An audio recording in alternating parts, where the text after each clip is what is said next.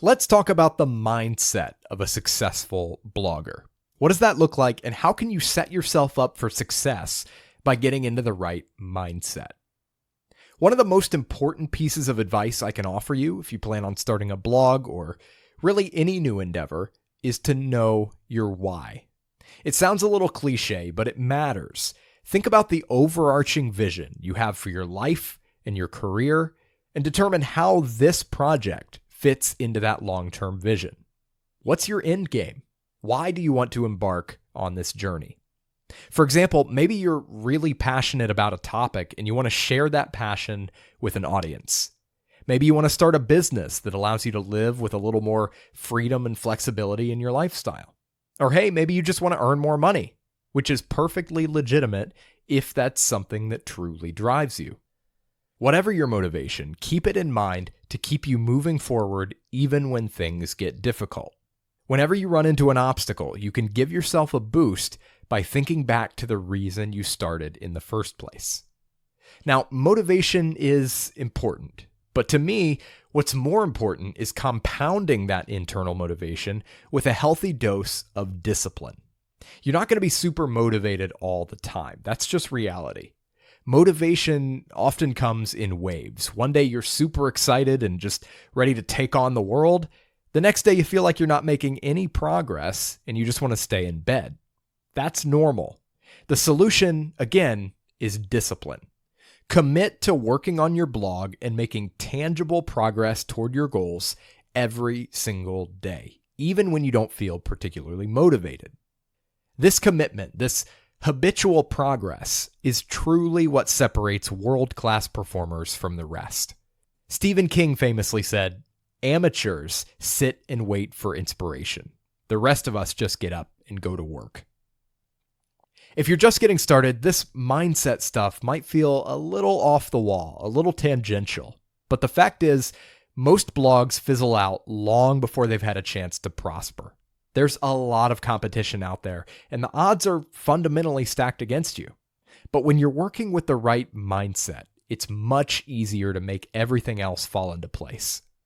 No blogger has ever failed mid-keystroke. Let me say that again. No blogger has ever failed mid-keystroke. Failure comes when you stop executing. Look, you may not have as much traffic as you want, or as much influence as you want, or as much revenue as you want. But those things can always be improved. You only fail if you give up and quit. So if you can start with a strong sense of internal motivation and follow through with discipline and habit in your execution, you will be unstoppable. While we're on the topic of mindset, I should also mention that if money is one of your motivations, your blog is going to be a business, and it deserves to be treated like one. With any new business, there are going to be ups and downs and plenty of setbacks, and it's going to take a good deal of time and effort to grow. So make sure you're prepared. When you start a blog, what you're really doing is building a media company, and a media company needs a business model.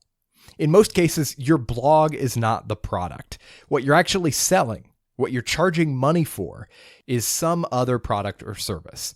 Ad space, consulting services, a book, a course, or a physical product of some kind. When you look at it from that perspective, a blog isn't all that different from any other business.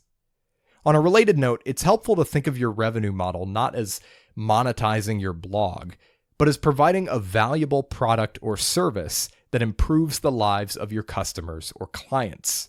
It's a subtle distinction, but it makes all the difference in growing your business because it shifts your focus from lining your own pockets to providing something of value that people are actually willing to pay for. We'll discuss specific business models in more detail later in the course. The last mindset thing I want to cover is for those of you who don't consider yourselves good writers. This is a mental block that keeps a lot of people from getting started. Look, maybe you're not the best writer. Maybe you suck. But so did every other writer when they first started. The only way to get better at anything is to consistently practice and work on mastering your craft. Ask any well-known blogger, and they'll likely tell you that they're embarrassed by their earliest blog posts. In a few years, you will be too, and that's okay. Again, the best way to improve your writing is to write.